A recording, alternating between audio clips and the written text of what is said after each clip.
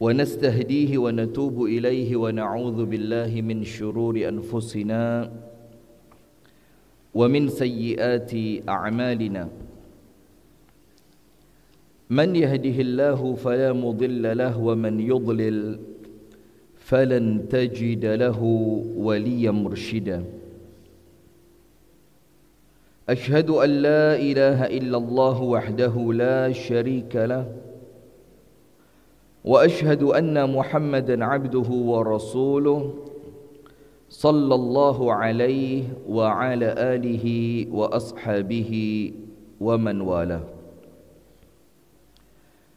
أعوذ بالله من الشيطان الرجيم يا أيها الذين آمنوا اتقوا الله حق تقاته ولا تموتن إلا وأنتم مسلمون اللهم أنت ربي لا إله إلا أنت خلقتني وأنا عبدك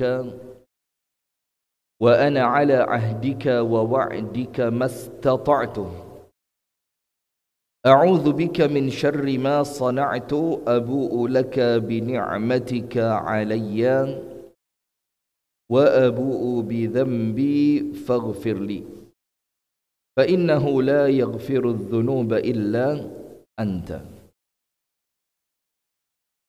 أصبحنا على فطرة الإسلام وعلى كلمة الإخلاص وعلى دين نبينا محمد صلى الله عليه وسلم وعلى ملة أبينا إبراهيم حنيفا مسلما وما كان من المشركين أما بعد. Hadirin sekalian, ibu-ibu dan bapak-bapak, teman-teman serta adik-adik sekalian, jamaah salat subuh yang semoga kita bersama senantiasa dirahmati dan diberkahi oleh Allah Subhanahu wa ta'ala. Puji dan syukur alhamdulillah kita haturkan kepada Allah atas nikmat yang Allah karuniakan sehingga di pagi hari yang penuh dengan dan semacam dipertemukan Allah dalam majlis yang mulia ini dalam rangka menjalankan salah satu ibadah yang utama, yaitu talabul ilmi. Kita memohon kepada Allah Ta'ala, kita meminta dan berdoa kepada Allah, semoga apa yang kita amalkan dan kita niatkan di pagi hari ini mendatangkan ridha dari Allah untuk kita bersama, dan kemudian amalan ini diterima dan dicatat oleh Allah sebagai ibadah. Amin ya rabbal alamin.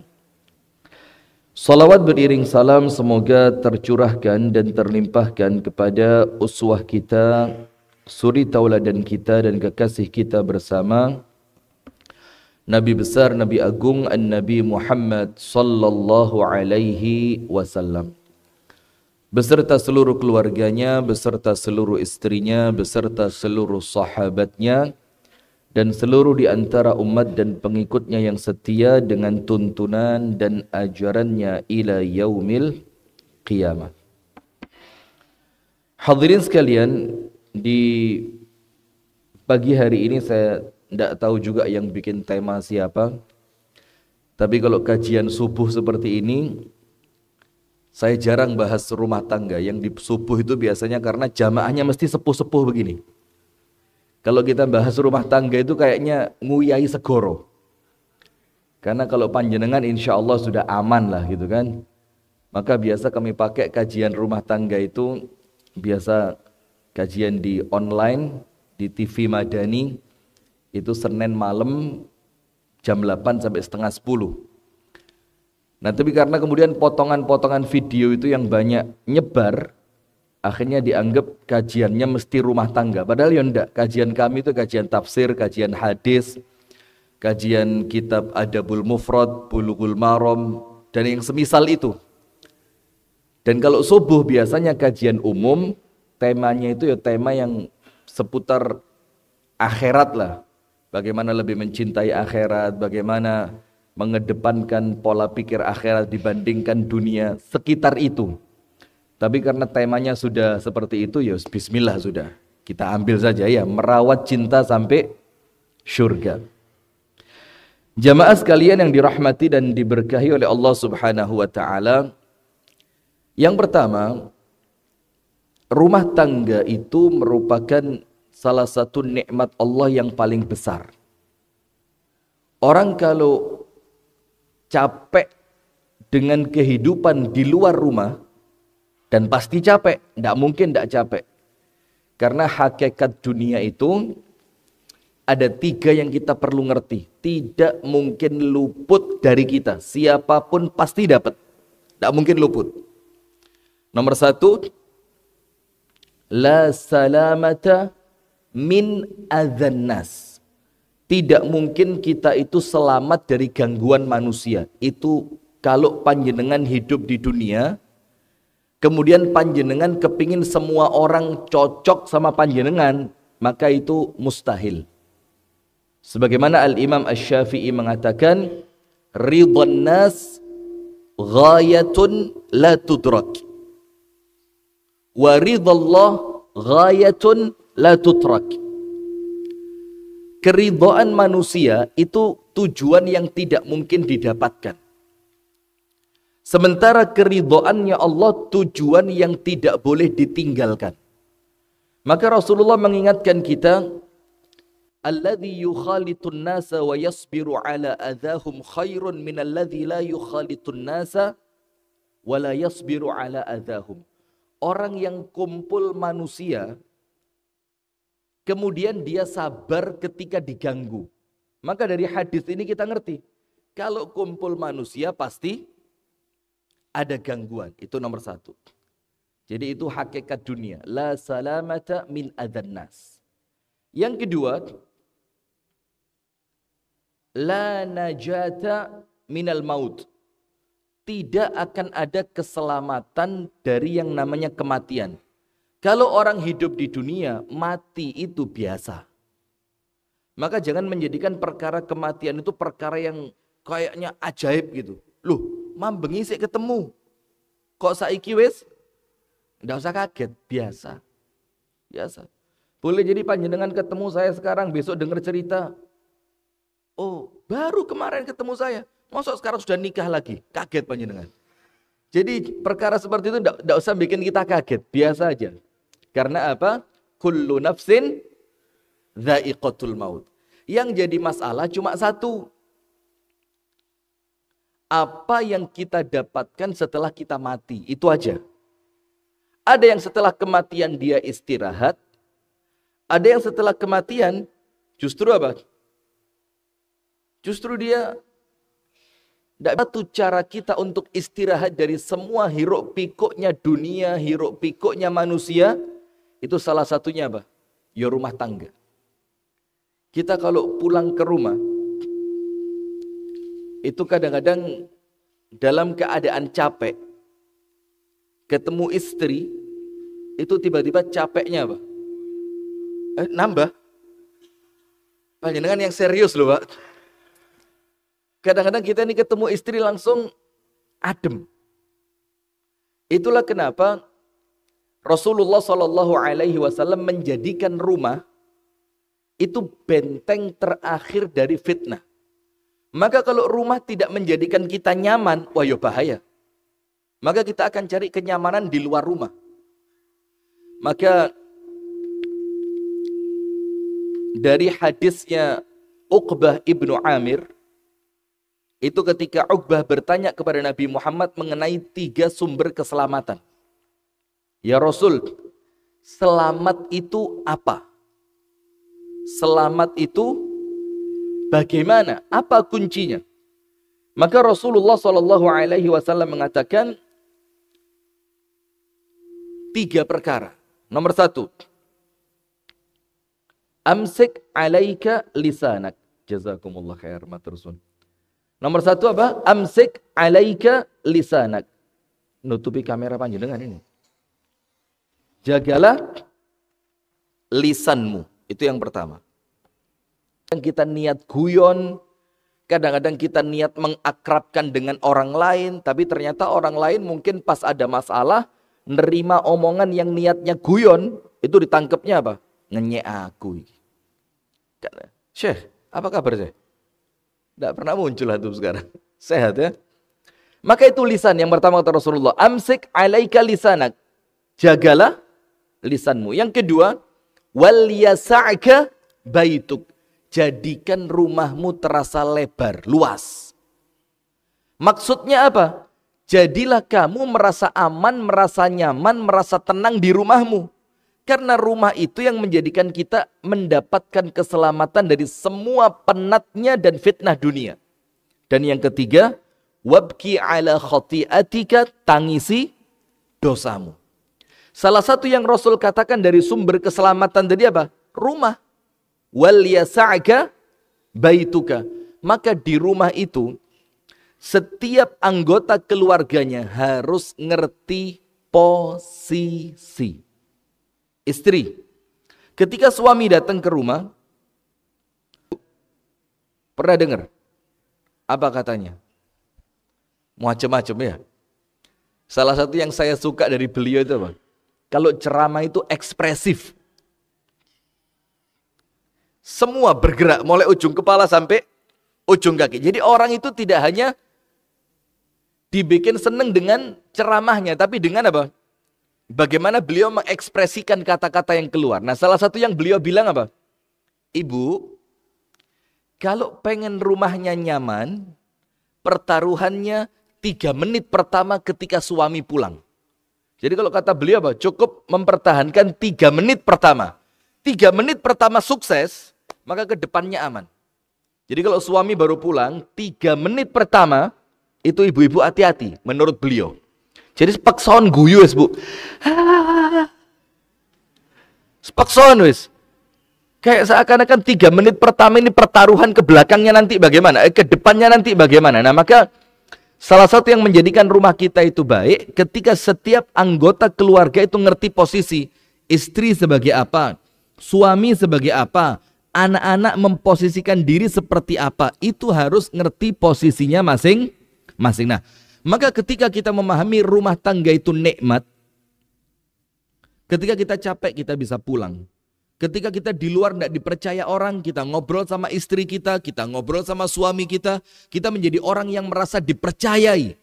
Kita ngobrol dengan anak-anak kita merasa orang tua yang dihargai, orang tua yang dimuliakan. Nah, maka itu nikmat dari Allah. Oleh sebab itu, perhatikan ayat Al-Qur'annya. Allah Ta'ala berfirman, Innallaha la yughayyiru ma biqaumin hatta yughayyiru ma bi anfusihim. Artinya begini, Allah tidak akan merubah nasib suatu kaum sampai kapan? Sampai kaum itu sendiri yang merubah nasibnya. Ayat ini biasa dipakai siapa? Motivator. Kalau bukan kita, siapa lagi? Kalau tidak sekarang, ya itu boleh. Karena kaidah dalam ilmu tafsir itu apa? Al-ibratu bi umumil lafzi la bi khususis sabab. Ibrah pelajaran dari ayat Al-Quran itu dari keumuman maknanya. Bukan dari sempitnya asbabun nuzul. Selama maknanya bisa diperluas, asal tidak menyimpang dari kaidah tafsir, maka boleh. Seperti tadi, ayat Allah tidak akan merubah suatu kaum sampai mereka sendiri yang merubahnya. Dibuat motivasi, boleh apa enggak? Boleh saja. Walaupun tafsir awalnya bukan itu. Coba, jujur. Ada yang tahu enggak? Tafsir ayat ini awalnya ayat berbicara tentang apa? Enggak, maksudnya yang tidak akan dirubah itu apanya? Nasib, hijrah. Ayat ini awalnya berbicara tentang nikmat. Tentang apa? Nikmat. Allah tidak akan mencabut nikmat dari suatu kaum sampai mereka yang menjadikan Allah merasa pantas untuk mencabutnya. Itu arti awalnya. Anda cek ayat sebelumnya dan ayat sesudahnya. Itu ayat yang ngomong tentang nikmat. Maka arti awalnya innallaha la yughayyiru ma biqaumin hatta yughayyiru ma bi anfusihim Allah tidak akan merubah suatu kaum sampai mereka sendiri yang merubahnya. Arti awalnya Allah tidak akan mencabut suatu nikmat yang telah Allah berikan sampai mereka sendiri yang kufur nikmat, akhirnya nikmat itu sama Allah dicabut. Termasuk nikmat rumah tangga. Coba seminggu pertama menikah, seneng atau sedih? Normalnya lah ya, mesti ada yang sedih kalau dicari ya ada saja. Yang mungkin nikahnya dipaksa, yang mungkin harus langsung pisah dengan orang tuanya, yang mungkin harus dibawa langsung pergi ke luar negeri untuk ngikutin suami. Ya ada aja. Tapi normalnya seneng apa susah? Sampai ada istilah bulan madu. Iya kan? Sampai ada istilah bulan madu, ada istilah malam pertama. Normalnya seneng.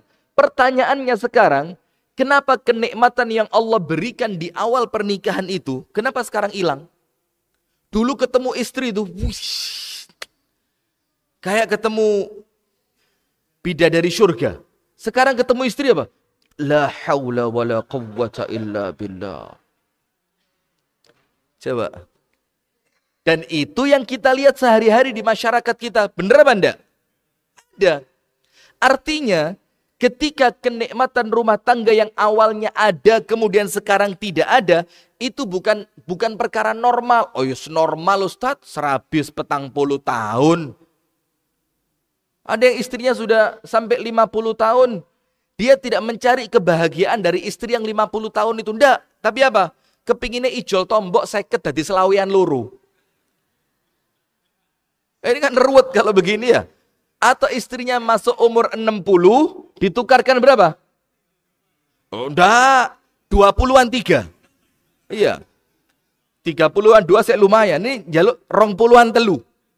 Enggak bisa. Jadi ada orang yang menganggap, nah, serius. Masuk enggak? Astagfirullahaladzim. Panjenengan jangan mancing saya, Pak. Astagfirullah. Normal ya. Tapi janganlah, kita yang aman-aman saja.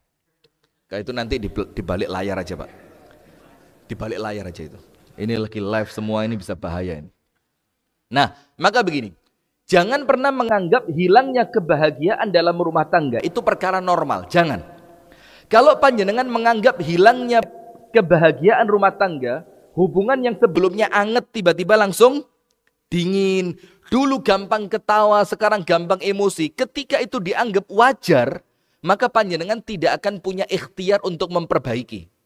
Biasa Ustaz, 20 tahun. Biasa sudah 30 tahun. Nah, ketika panjenengan menganggap biasa, panjenengan tidak menganggap ini suatu masalah, maka tidak ada keinginan untuk, ya apa caranya waras. Karena Anda tidak merasa sakit. Bagaimana caranya sembuh? Bagaimana caranya memperbaiki? Karena Anda tidak merasa ada sesuatu yang salah. Padahal rumah tangga yang awalnya begitu bahagia, ketika sekarang kebahagiaan itu hilang, itu masalah.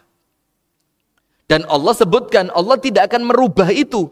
Kecuali kita sendiri yang menyebabkan perkara itu oleh Allah dirubah. Contoh yang lain, yang paling gampang.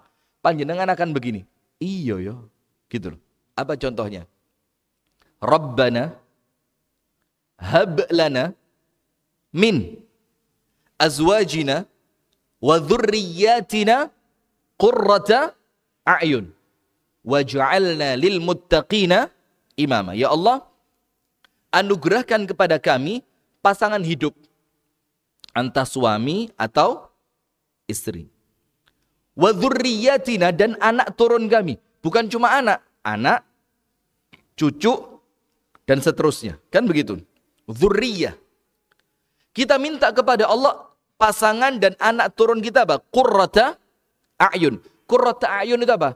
Kalau dilihat membahagiakan. Itu qurrata a'yun. Nah, sekarang pertanyaannya, anak kita itu menjadi qurrata a'yun, itu anggapan kita hanya ketika mereka kecil saja, digendong, dikudang, kita pulang dilempar-lempar, anaknya Abi sudah besar. Kita menganggap mereka itu qurrata a'yun ketika mereka kecil saja. Rodok gede didik, Gregetno. Ayo jujur, terasa ndak itu? Terus panjenengan menganggap wis biasa, wis umure SMA iki nyenek dikongkon wis mulai angel. Oleh kuliah iki jane gak iso mulai makan malam bersama di rumah iku jane wis gak iso. Loh, kok berubah? Padahal kata-kata dzurriyah, anak turun, untuk mereka menjadi qurrata a'yun, itu dalam Al-Quran tidak dibatasi waktu dan usia. Terus kenapa ketika anak kita menyenangkan waktu mereka kecil dan rodok ngregetno ketika mereka besar, kok kita anggap biasa? Artinya ada nikmat yang sama Allah dicabut dari keturunan kita. Dulu menyenangkan, sekarang menjeng. Saya mau ngomong tidak berani, tapi gak diomong no, yaitu kenyataan nih. Nah, berarti apa ibu-ibu, bapak-bapak? Ada nikmat yang sebelumnya oleh Allah diberi, yang ternyata nikmat itu sekarang sudah mulai hilang. Siapa yang salah? Siapa yang salah? Oh, setan yang salah. Mesti setan. Pokoknya semua ini karena syaitan ini. La ilaha. Kata setannya, Mas, sampean luwih setan teko aku, kata setannya. Kenapa saya yang disalahin? Nah, walaupun ya tetap pasti ada faktor eksternal dan faktor internal. Ya, eksternalnya salah satunya setan.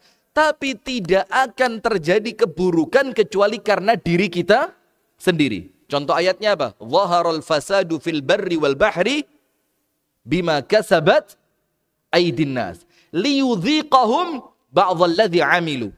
Allah tampakkan kerusakan. Kalau Allah mau jaga tetap baik, bisa, Pak. Laut itu, daratan, lautan, langit, semuanya. Kalau Allah mau berkehendak, semuanya tetap baik selamanya. Bisa apa enggak? Ya bisa. Tapi kenapa Allah tampakkan kerusakannya? Liyudhiqahum ba'dalladzi amilu. Supaya mereka keroso apa yang telah mereka perbuat. Supaya mereka sadar mereka telah merusaknya. Sama rumah tangga kita. Allah jadikan walaupun kita tidak pernah pulang, rumah tangga tetap baik. Allah bisa. Walaupun kita tidak pernah didik anak, tiba-tiba anak kita moro-moro jadi anak soleh. Allah bisa. Tapi sama Allah ditampakkan supaya kita sadar. Supaya kita merasa ada yang salah. Supaya kita merasa ada yang perlu diperbaiki. Tujuannya apa? Cek ndang balik sadurunge mati. Bahayanya apa? Kalau kita baru sadar ketika kita meninggal dunia, itu baru bahaya. Maka ayat Al-Quran yang kita baca, hadis yang kita sampaikan, itu tujuannya apa? Supaya kita kembali sebelum meninggal. Karena apa? Kalau sudah meninggal, apa Allah Ta'ala firmankan?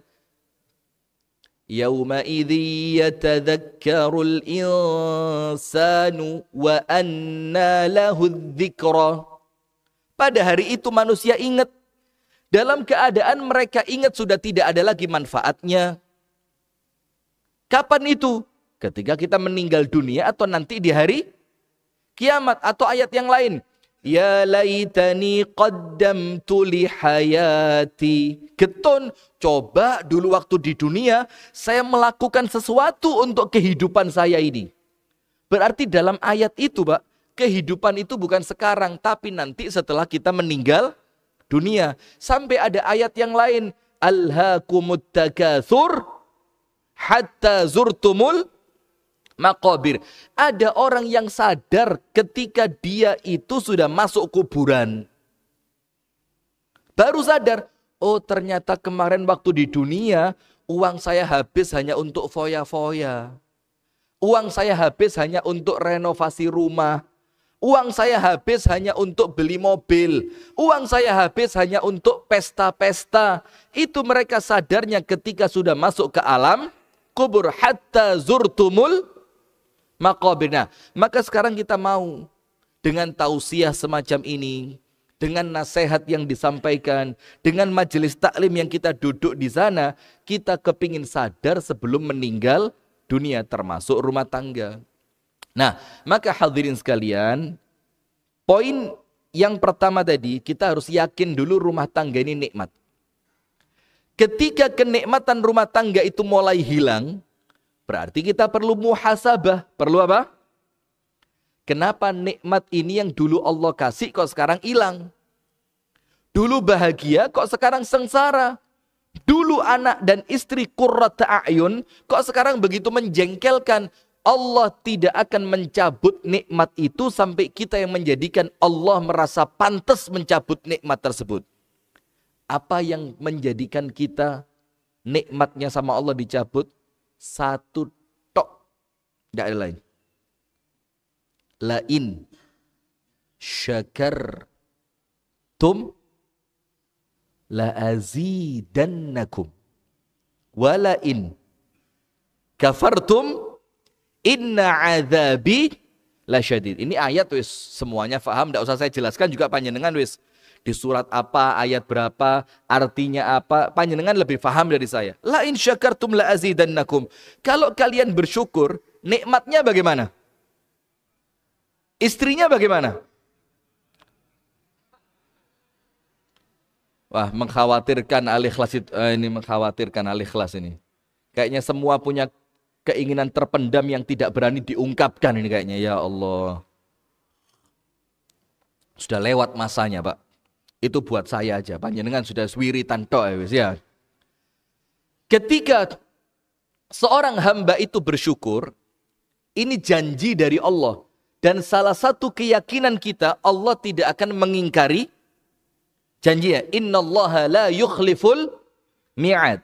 Allah berjanji, kalau kalian bersyukur, maka nikmat yang kalian syukuri itu oleh Allah pasti ditambah. Sekarang saya mau tanya, rumah tangga yang awalnya nikmat, kalau kita bersyukur Pak, nikmatnya tambah hari tambah terus sama Allah. Kira-kira betul begitu apa enggak? Kita baleni. Apa kita baleni ini? Kita ulangi. La in syakartum la azidannakum. Kalau kalian bersyukur nikmatnya ditambah. Sekarang awal nikah. Bahagia kan? Kalau nikmat itu disyukuri, maka kira-kira bahagianya setiap hari semakin bertambah atau berkurang? Kalau sesuai begitu, tapi kenyataannya semakin hari semakin berkurang. Berarti masalahnya di mana? Wala in kafartum inna azabi lasyadid. Berarti boleh jadi kita kufur dengan nikmat rumah tangga itu. Terus sekarang Ustadz, bagaimana syukur dalam rumah tangga supaya bahagianya terus bertambah? Dan apa itu kufur dalam rumah tangga sehingga rumah tangga yang awalnya nikmat boleh jadi menjadi azab? Begini. Syukur dalam rumah tangga itu ada beberapa perkara. Yang pertama, ngerti rumah tangga ini mau dibawa kemana. Itu syukur. Ketika dia ngerti rumah tangga mau dibawa kemana, terus dia arahkan rumah tangganya sesuai tujuan yang dia ngerti dari awal mau kemana. Itu syukur. Sekarang banyak orang nikah, tidak ngerti apa-apa. Panjenengan tahu, mungkin ada yang pengalaman, tapi ini sharing aja ya. Di agama sebelah Pak, agama sebelah.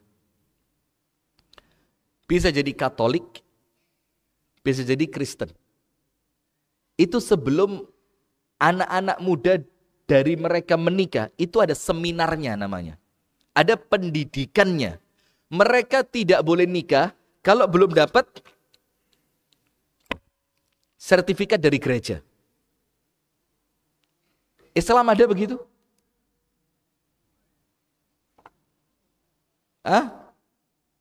Mungkin di sini sebagian ada, tapi yang kita lihat tidak ada. KUA ini daerah mana? Sidoarjo. KUA Sidoarjo sebelum nikah ada enggak kewajiban apal doa hubungan suami istri? Kalau belum hafal enggak boleh nikah, enggak tak kasih surat. Ada enggak di KUA Sidoarjo? Di kota kami ada. Dan sudah menjadi peraturan. Laki-laki kalau mau nikah, kan datang ke kantor KUA. untuk minta izin segala macam, ngomong tentang tanggal, nanti bagaimana petugasnya datang ke rumah, atau kita yang nikah di KUA, kan begitu. Kan pengalaman semua kan? Atau pengen refresh, diulang lagi pengalamannya, ya mau? Sudah?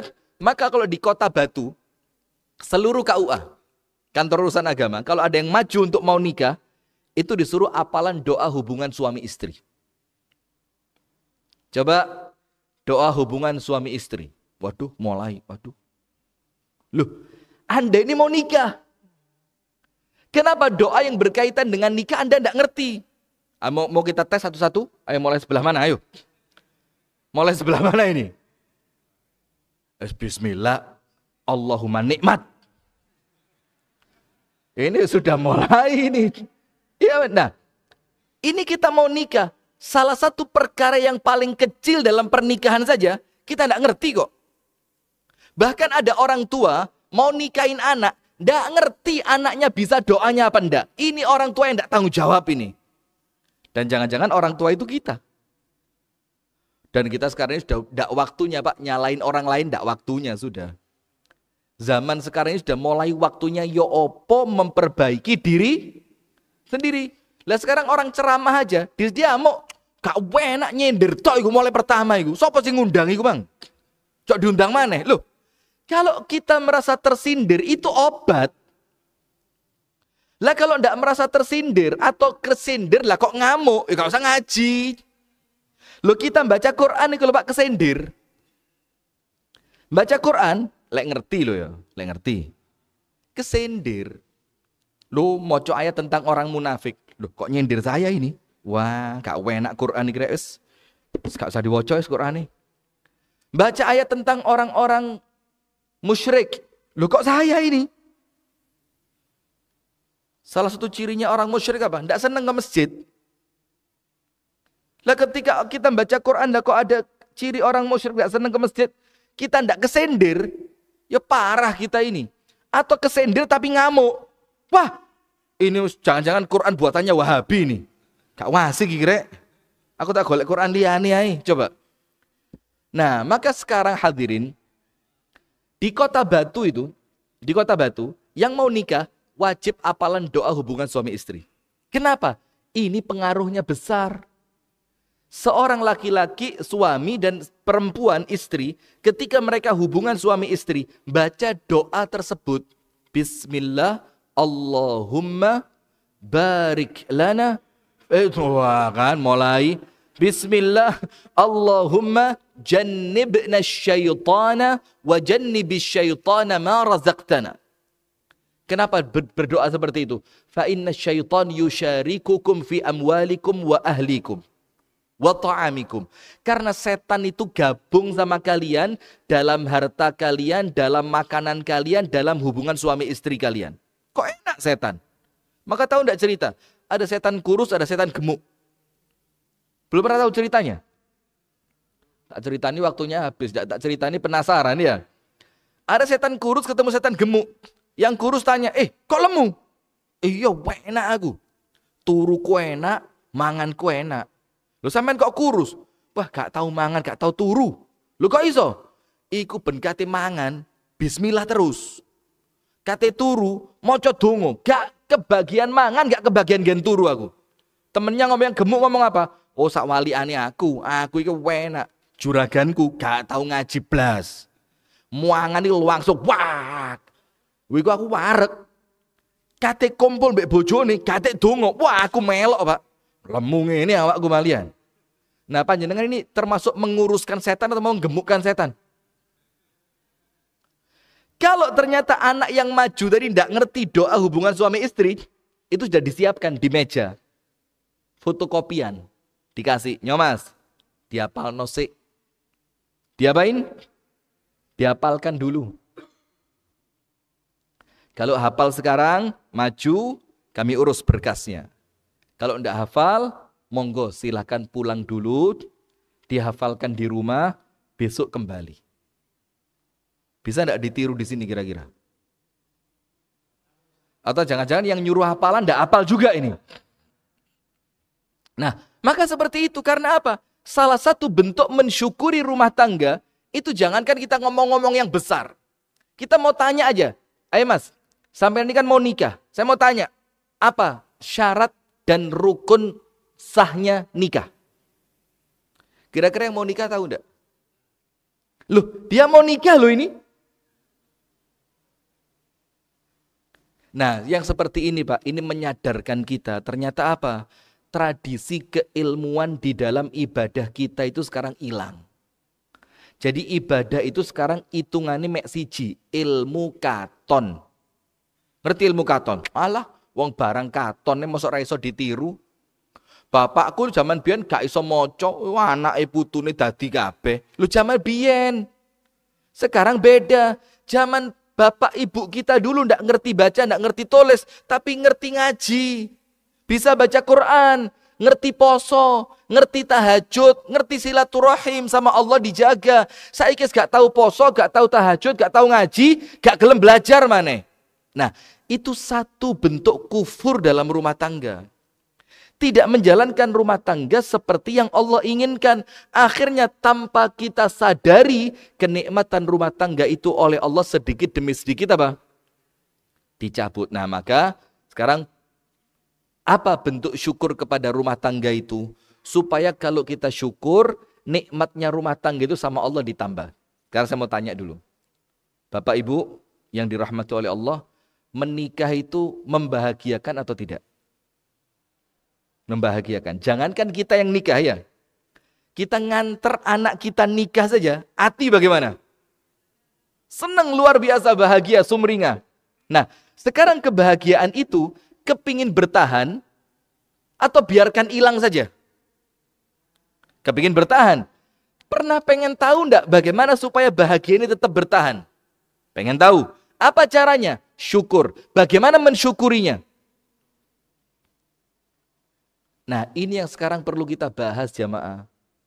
Kita perlu di masjid-masjid kita itu bikin kajian khusus pranikah. Wajib. Misalkan Masjid Al-Ikhlas ya.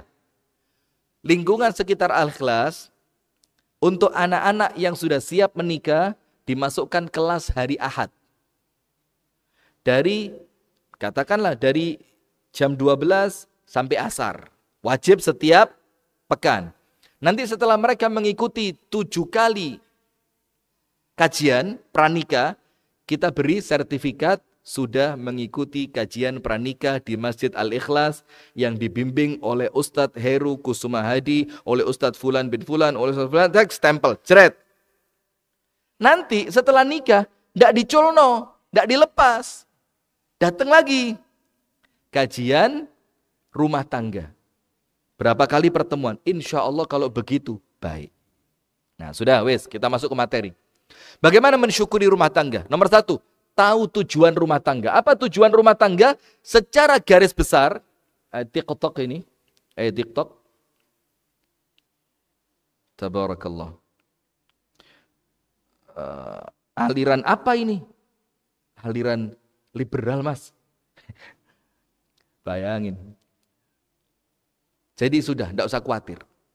Kita ini semakin muncul, semakin diterpa angin, itu biasa. Kalau tidak kepingin diterpa angin besar, jangan muncul. Pernah tidak dapat istilah begini? Opo sih kok salah terus? Dia salah karena berbuat. Kalau tidak kepingin salah, jangan berbuat. Tapi oleh opo? Nah, jadi itulah manusia itu. Sudah, kita lanjutkan. Secara garis besar, apa tujuan rumah tangga ini?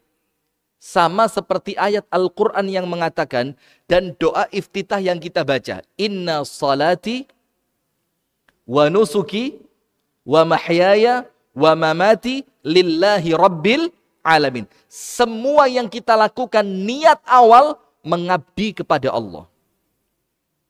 Rumah tanggaku untuk mengabdi kepada Allah. Innamal a'malu binniyat wa innamal likulli imri'in ma nawa. Setiap orang itu pasti punya niat dan orang itu akan Allah beri dari ikhtiarnya sesuai dengan apa yang dia niatkan. Kalau niatan kita untuk Allah, Allah kasih kemudahan. Kalau niat kita mengikuti sunnah Rasulullah, Allah akan berikan keberkahan.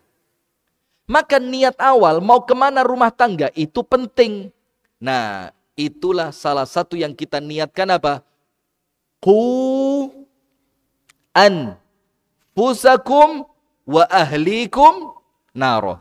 Jagalah dirimu dan anak turunmu dari api neraka. Itulah kenapa Nabi Yakub, Nabi loh ini, dan anak-anaknya sudah besar semua. Sebagian jadi Nabi juga, termasuk Nabi Yusuf. Kan begitu. Itu ketika mau meninggal, anaknya dikumpulkan. Tahu kan pertanyaannya Yakub sebelum anaknya meninggal, apa pertanyaannya? Ma ta'buduna mim ba'di. Nak, kalau nanti bapakmu ini meninggal, apa yang akan kalian sembah?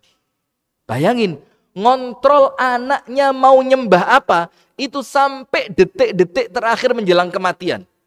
Kalau kita detik-detik terakhir menjelang kematian, saya bingung ngurusi waris. Ya apa ini? Bapak SKT dead loh ini. Iki sawah durung diurus loh ini. Sertifikat omah sing petok iki durung metu lho sertifikate. Ya apa-apa sing ngurus petok engko iki. Iki sertifikate ya apa iki susah lho balik namanya lek bapak kadung mati. Gak usah tanda tangan wis, tarikan jempole kayak ono tinta peneken wis nang kertase. Coba, ini mau mati masih urusan waris. Sementara Nabi Yakub urusannya besar. Nah, nanti kalau saya mati kamu mau nyembah apa? Nah, ini loh tujuan rumah tangga kita. Bagaimana kita itu menikah, kita bisa mendidik istri menjadi penghamba Allah yang terbaik, kita bisa mendidik anak menjadi hamba Allah yang terbaik. Sehingga ketika awal nikah, niatan itu sudah dapat nilai dari Allah, dicawang sama Allah Ta'ala, seret, niatnya bener. Saya pengen punya anak, yang anak saya nanti menjadi penyembah Allah Ta'ala. Saya pengen punya istri yang akan saya didik istri saya nanti tidak boleh keluar kecuali pakai jilbab yang rapi. Lah sekarang enggak. Istrinya keluar, bakul sayur datang. Enggak tahu kalau di Surabaya, Sidoarjo ini. Kalau di tempat kami di Kasembon sana, bakul sayur itu sekarang tanda kalau dia datang itu pakai bel. Di sini pakai apa? Bengok-bengok. Wah kurang keren berarti, masih menang sana berarti ya. Tapi ngebeli pas wong sholat subuh, Allah pas. Kayak ini, seperti ini kejadiannya. Pas Allahu Akbar, tet. Dan sepanjang ini, serius. Tuh, nanti ibu-ibu itu keluar dari rumah mereka masing-masing. Jangan-jangan ibu-ibu al-ikhlas juga ini. Mereka akan keluar seperti semut mengerumuni gula. Dan panjenengan lihat. Ada yang masih pakai daster ndek ndukure dengkul. Ada yang jilbabe sik durung kepasang, sik mobrot-mobrot ngene. Ada yang masih pakai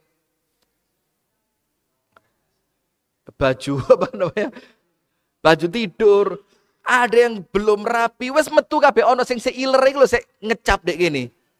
Durung dilapi blas. Ini ketika istri keluar seperti itu, panjenengan tahu Pak? Salahnya suami tidak mampu mendidik istrinya. Mohon maaf ya. Salahnya siapa? Suami. Karena istri itu hidup di bawah tanggung jawab siapa?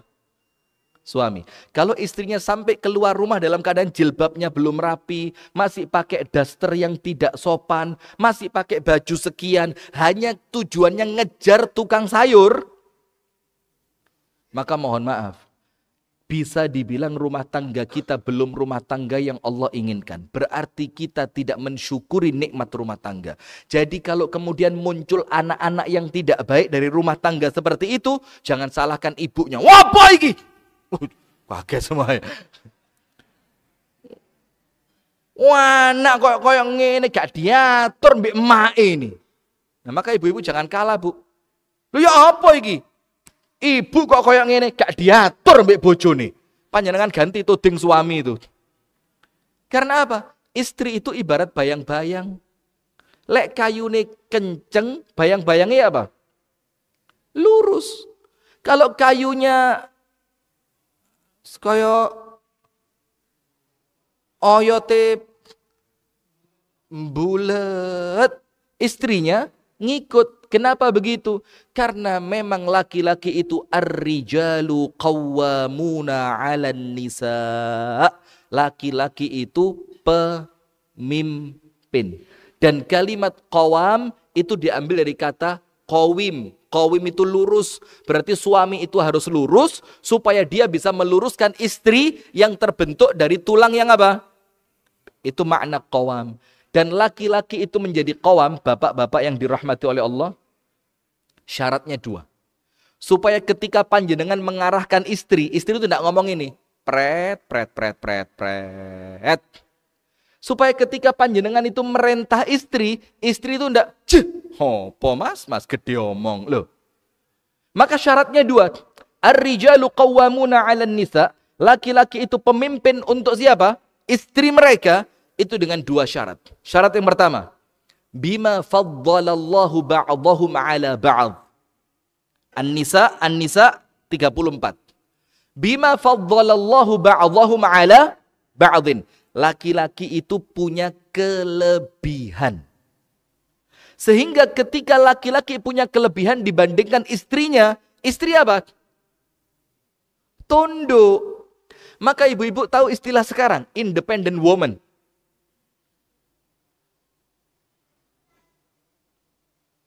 Salah tempat kayaknya saya ini. Independent woman yang perempuan itu bisa hidup sendiri itu loh. Aku butuh sampean mas. Sehingga ketika istri itu menjadi seperti itu Bu, kalau tidak berawal dari istri yang baik dan dia jadi istri independen, dia tidak takut sama suami. Pegaten gak usah meneh saiki mas. Enek sampean gak enek sampean padha ae. Aku lho iso urip dhewe. Penghasilan saya mas dari online shop itu ngalang-ngalai kerjone sampean saulan mas. Nah ini bahaya. Kenapa? Karena suami tidak punya kelebihan. Dan kelebihan yang diminta di dalam syariat, supaya suami itu bisa mengarahkan istrinya, dan istri ketika diarahkan itu tunduk, itu 2 kelebihannya. Nomor 1 apa? Kelebihan ilmu. Kalau bahasa kita sekarang intelektual.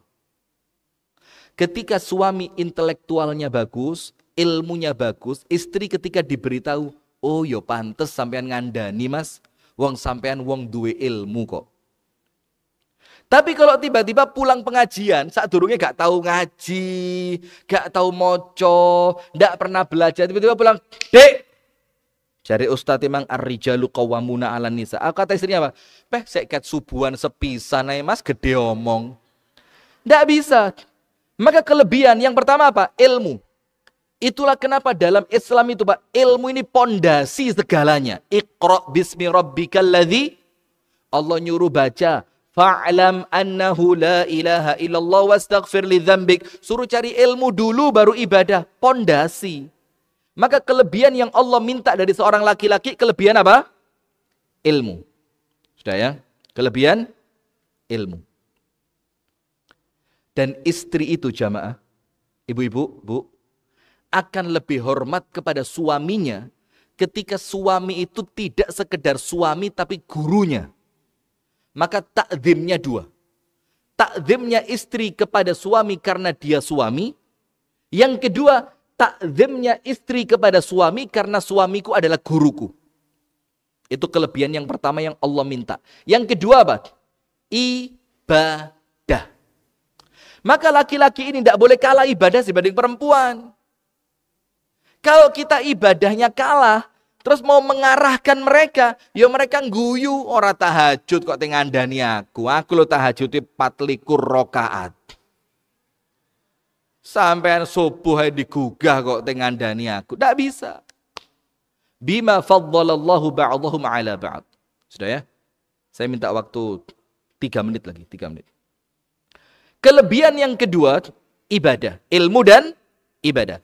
Syarat yang kedua. Syarat yang pertama, suami yang punya kelebihan. Syarat keduanya apa? Wa bima anfaqu min amwalihim. Ketika suami itu membelanjakan sebagian hartanya untuk kebutuhan rumah tangga.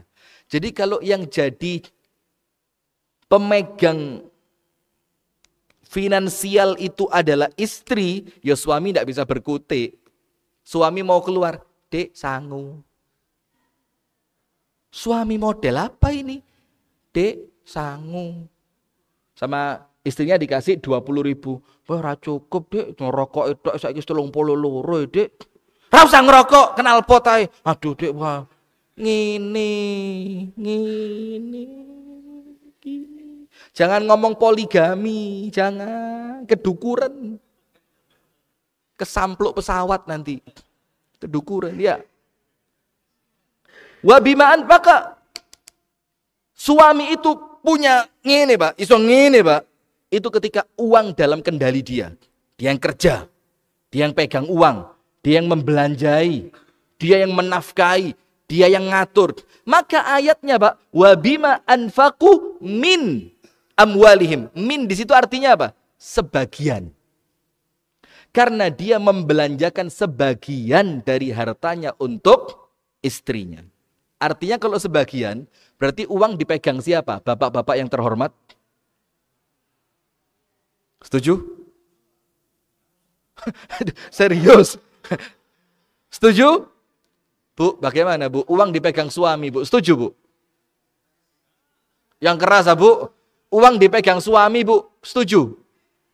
Bagus, ibu-ibu luar biasa. Kelihatan suaminya keren-keren ini ya. Maka uang dipegang suami. Jadi dua, supaya suami itu betul-betul memiliki jiwa qawwamah. Nomor satu, harus punya kelebihan ilmu dan ibadah. Nomor dua, harus megang uang. Orang itu kalau megang uang, melaku nih seje. Jujur ya benda? Beda.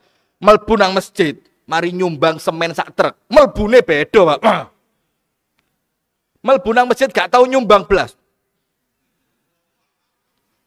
Kate usul, jamaah, kita selesai rapat ya. Silakan kalau ada usulan.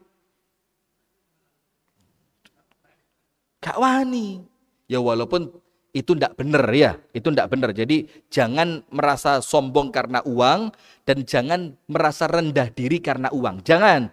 Tapi kan yang kita lihat kan begitu ya kan? Nah, maka Al-Quran itu ndak pernah salah. Laki-laki bisa ngatur istri kalau dia punya duit. Sampai banyak perempuan berani disembunyikan jadi istri siri singitan hanya gara-gara dibelanjani gede. Kak.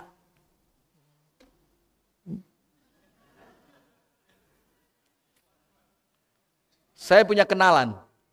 Kalau panjenengan tak sebutkan namanya, gak mungkin gak kenal. Punya masjid besar. Ganteng, gede, dukur. Ada satu perempuan dia nikahi. Nikahnya sah, gak sembunyi-sembunyi, sah. Tapi diparani saulan mek telung dino.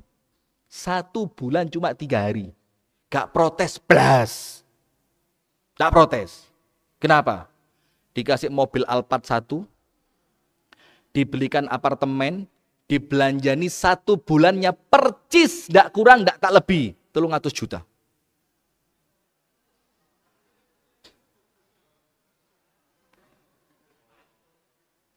Ya uangnya dia, bukan uang saya. Tapi yang saya maksudkan di sini apa? Ketika dibelanjani, terus diatur, mau ndak? Ya mano tong duit nyepak. Lah kita mau ngatur duit sing sebelah kono.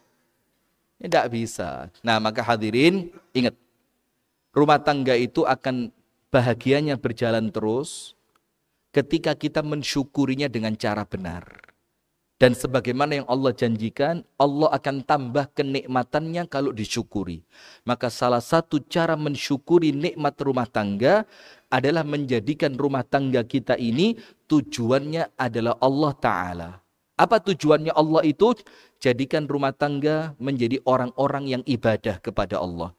Jadikan rumah tangga dengan aturannya syariat Allah. Jadikan rumah tangga tempat untuk memuliakan Allah Ta'ala. Jadikan niatan dalam rumah tangga membina anak-anak yang kelak anak saya akan menjadi penghamba kepada Allah Subhanahu wa Ta'ala. Maka sebaliknya kita dianggap kufur kalau rumah tangga kita tidak mengenal Allah Subhanahu wa Ta'ala. Maka cintanya pasti pudar. Keharmonisannya pasti berkurang. Kebahagiaannya seiring berjalannya waktu akan sirna. Mudah-mudahan Allah Ta'ala memberikan kebahagiaan kepada rumah tangga kita semua.